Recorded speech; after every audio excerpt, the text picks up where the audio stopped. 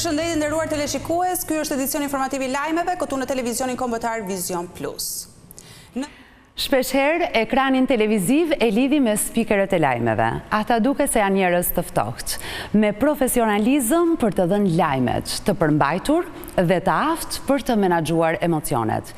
E përtej ekranit, kostumit, vrullit informacionit, e ftuara ime për sot, është një gazetare e cila ka zgjedhur të jetë një ndër profilet më sfiduese të televizionit. Kam kënaqësinë të kem në studio spikeren e lajmeve të Vision Plus, të cilën do ta njohim në një tjetër këndvështrim, në një këndvështrim tërësisht ndryshe nga ajo e studios së lajmeve. Nuk vjen vetëm, por e shoqëruar me mikun më të ngushtë, i cili është edhe pasioni saj më i madh. Kam kënaqësinë të mirëpres në studio Melisa Mehmetaj dhe Biskofi. Bruna, përshëndetje. Në studion e Living Day, Biskofi e ka për herë të parë në Vision Plus. Për herë të parë. Mirë se erdhe, është një qenë shumë i dashur, siç po e sheh, hapret me një herë.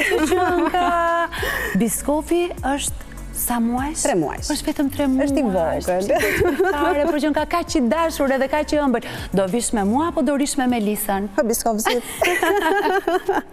Por që ka një pudëll shumë i bukur. Faleminderit shumë. Bruna, të falenderoj shumë për ftesën. Jam shumë emocionuar që jam këtu në këtë studio me një njerëz që përcjell pozitivitet në ekran dhe jo vetëm. E vlerësoj shumë. Faleminderit ty që pranove të jesh sot, jo vetëm, por me Biskofin për të na treguar këtë dashuri të madhe tënde që në fakt nisë shumë vite më përpara. Në fakt, unë mendoj se i kam dashur gjithmonë kafshët. Por mbaj mend që në pushimet verore shkoja te gjyshi dhe gjyshja në fshat, aty kishte kafshë nga më të ndryshmet, edhe përpiqesha të kujdesesha për to të jepja ushqim, më falnin dhe më jep dhe ju falja dashuri.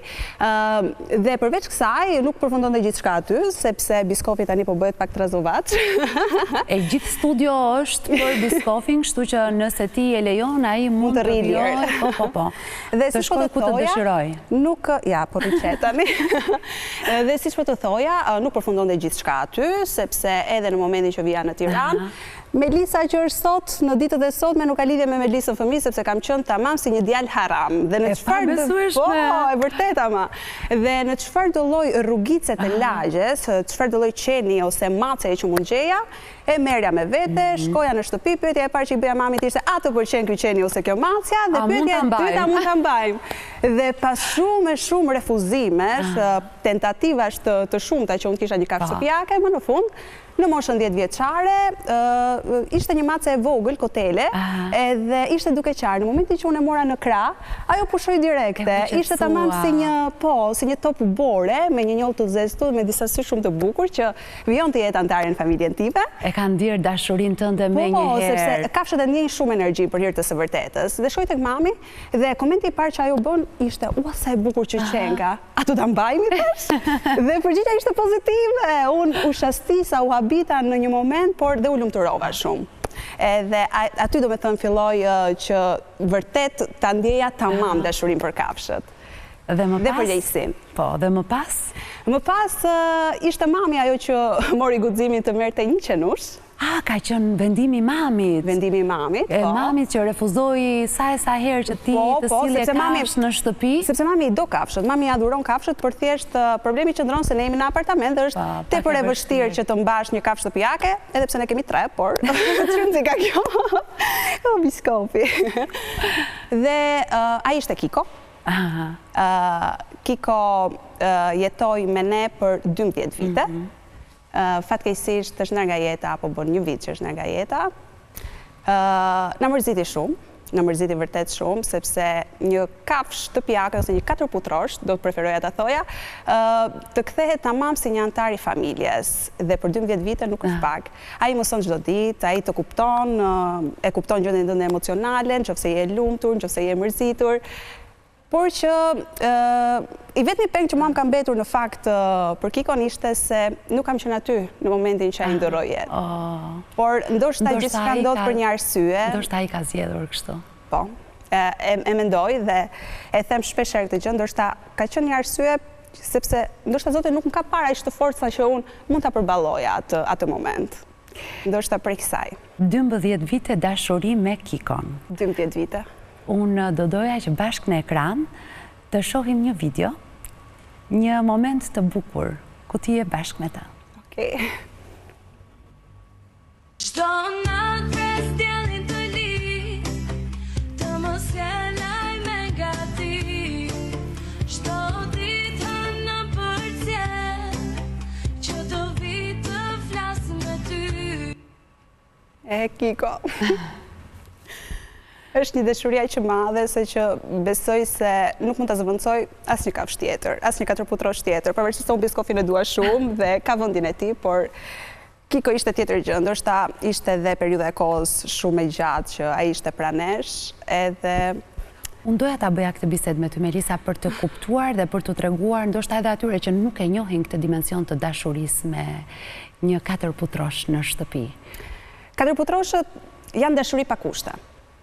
Ata të duan ty për atë që ti je.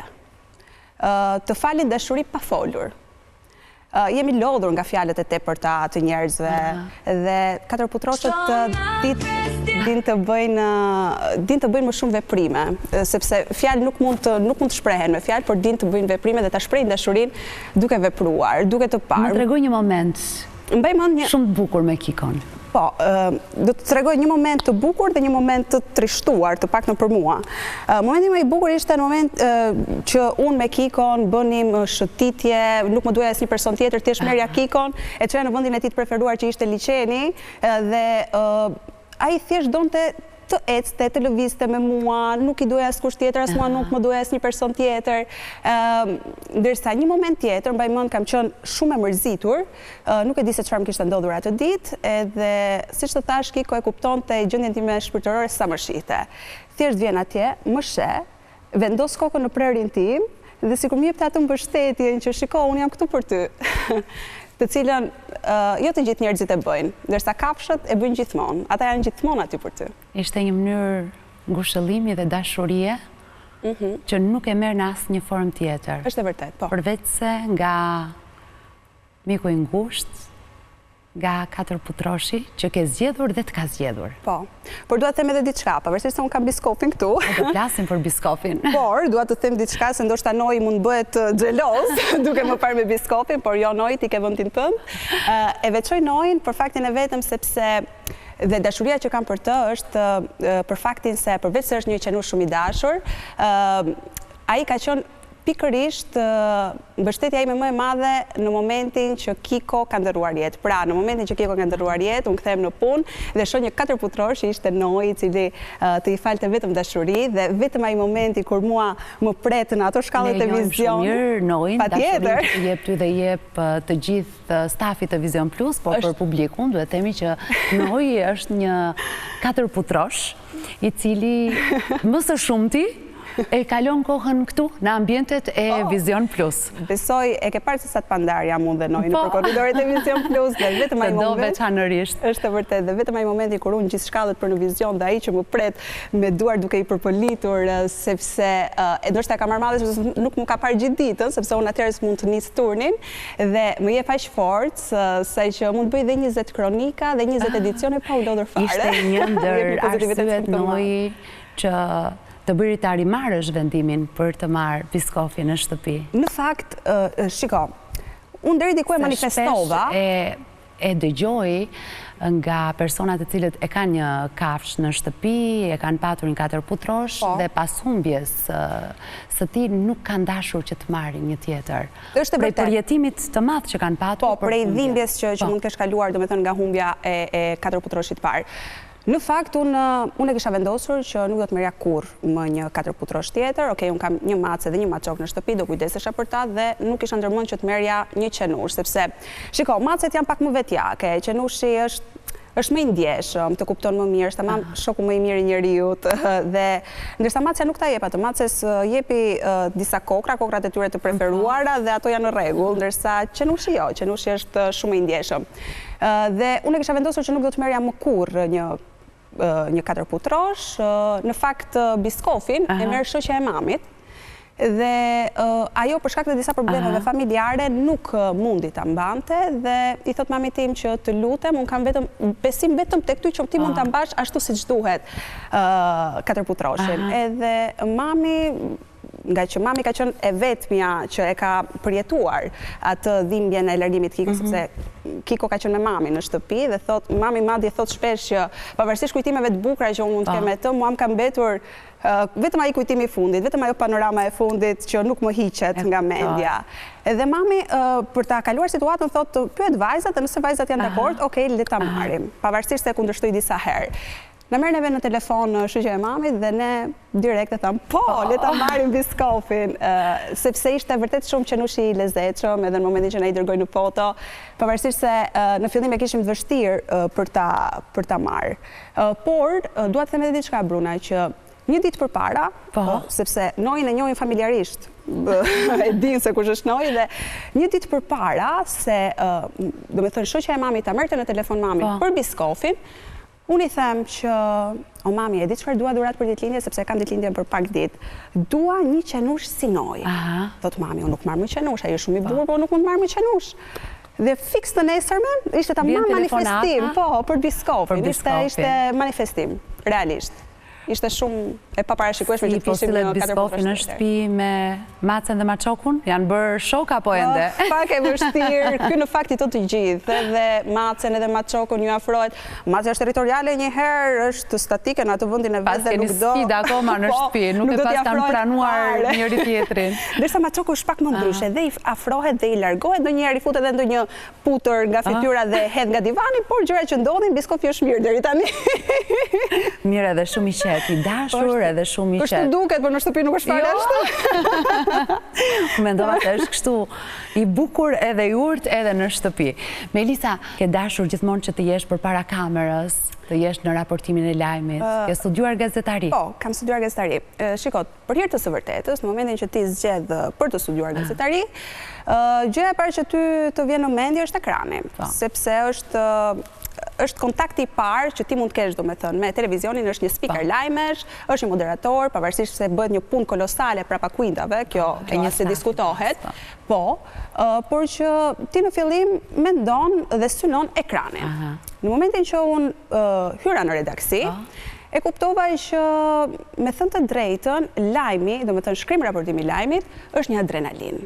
Unë përveç se speaker e bëj dhe lajmet e rajonit dhe botës, dhe nuk e ke iden se çfarë adrenaline përjetoj kur jam në Grim, për shembull, për të bërë make-upin për lajmet e orës 15, dhe del një breaking news e duhet shkoj të bëj tekstin, të montoj kronikën, dhe duhet të rikthehem sërish në Grim për të vazhduar pjesën tjetër të make-upit. Më jep një adrenalin, më jep një plotësim, edhe jam shumë e lumtur, nuk mund të ndaj dot speakerimin nga shkrim raportimi i lajmit. Tani, me qënë se duket që zemrën dhe dashurin ta ka rëmbyer biskofi, mos kemi ndonjë lajm ekskluziv për të dhënë?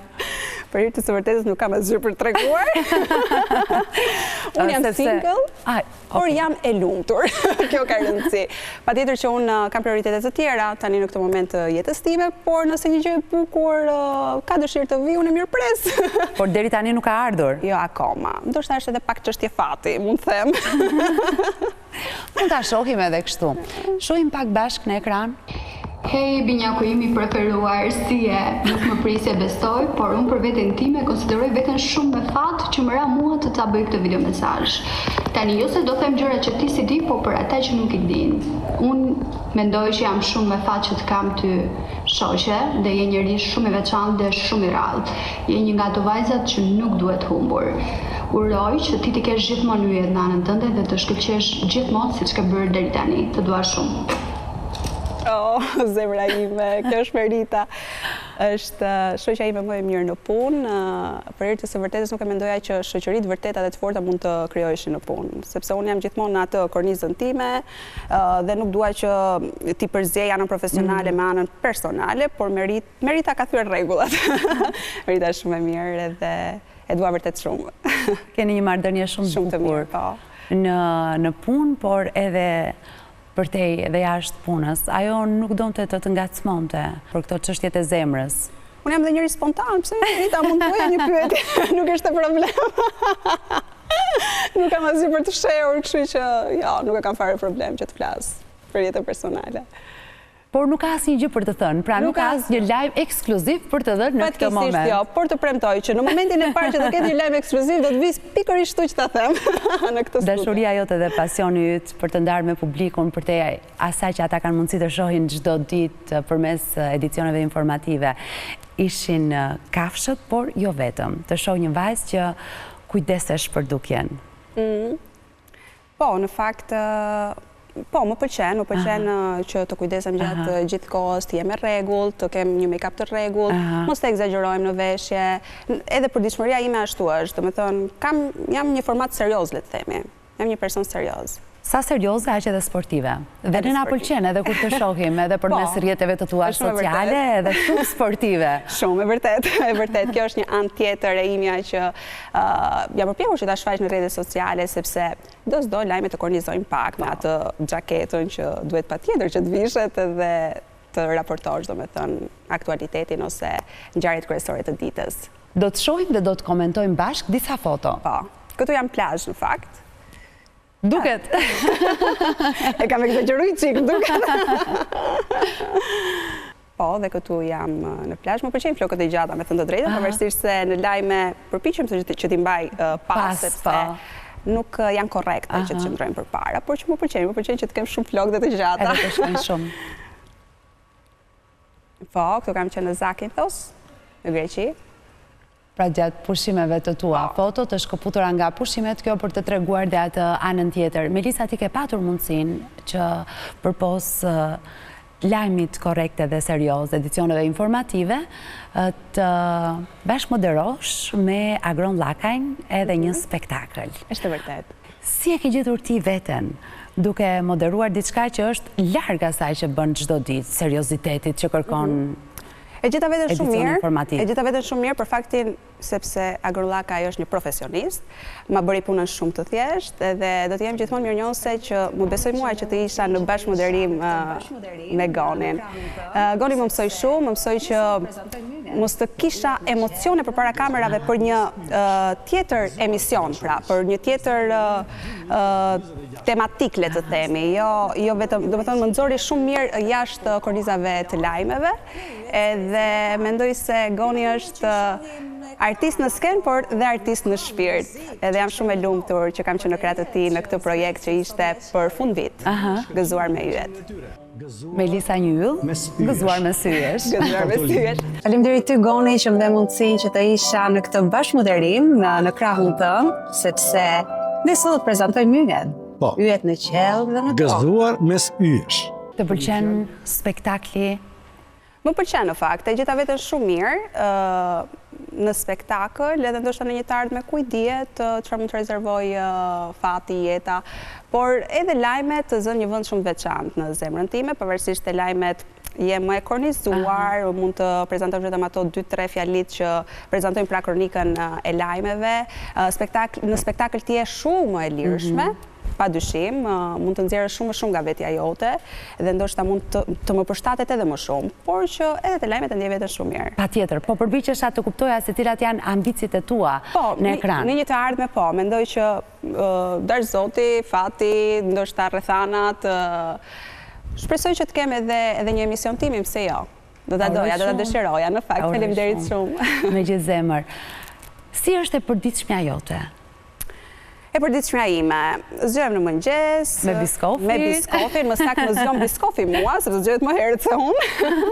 Në momentin që jam turni i parë në punë, bëhem gati, ushqej kafshët e mia shtëpiake, më pas pres motrën që të jetë aty, sepse biskofi ka dhe diçka që nuk rri dot vetëm në shtëpi, na ka gjetur halli i madh për këtë pjesë, dhe duhet patjetër që të jetë një person që ta shoqëroj, ndërkohë që bëhem gati, biskofi që vjen nga pas. Është i vogël, është vetëm 3 muajsh. Pastaj nisem për në punë, bëj kronikat e mia të lajmeve, edicionin e lajmeve që mund ta kem ose në orën 12 ose në orën 15 kur jam turni i parë. Më pas takoj motrën, mund të konsumoj ndonjë gotë me shoqërinë, diku, sa për t'ikur nga ajo monotonia. Më pas kthehem sërish në shtëpi. Po përpiqesha të kuptoja çfarë vend zën pasionet të tjera apo shoqëria, miqësia në jetën tënde? Po, miqësia zë një vend shumë të veçantë në jetën time dhe përpiqem që sa do pak kohë që mund të kem në përditshmëri t'ja përkushtoj miqësisë. Se me thënë të drejtën, gjithë secili ka atë rutinën e vet dhe është pak e vështirë të gjesh kohën ditën e sotme për të takuar me shokët ose shoqet, por që unë përpiqem gjithmonë që t'jem aty për ata, edhe në momentin kur ata munden, se unë mund të mundem, por që ata mund të kenë obligime të tjera. Unë përpiqem t'jem gjithmonë aty për ata, qoftë në çaste të mira, qoftë në çaste jo aq të mira. Më trego pak momentin më të bukur të ditës me biskofin.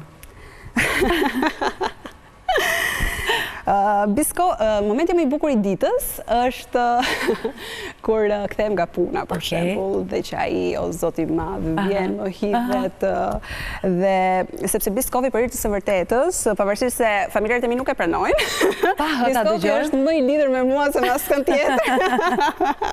Dhe ai mezi pret që të luaj me mua, sepse unë jam ai tipi familjes që unë vetëm e përkëdhel, ja pushimet e ditë preferuara, luaj gjithë kohës me atë, ndërsa motra është ajo që kritikon praktikisht. Ndërsa motra ndoshta është për ta edukuar, disiplinuar. Po. Dhe ai sigurisht që me gjithë të drejtën e botës të zgjedh ty.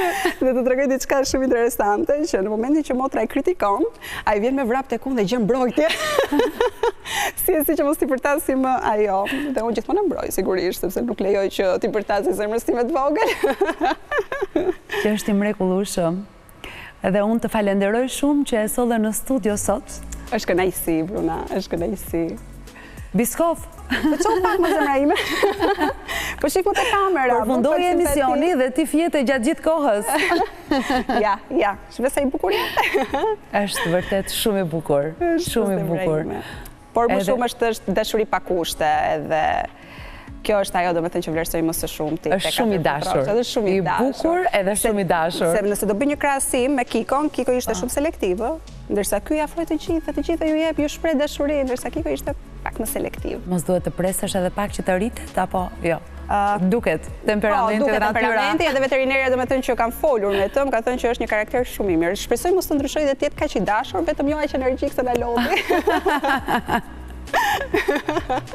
Faleminderit shumë Elisa, faleminderit që ishe në studio, faleminderit që ndave me ne dhe shikuesit pasionin dhe dashurinë tënde më të madhe, që për momentin është dashuria për 4 putroshët, 4 putroshin tënd të dashur edhe të bukur, biskofin. Falenderoj shumë Bruna për ftesën, ishte një kënaqësi shumë e madhe. Faleminderit. Publicitet, rikthehemi pas pak.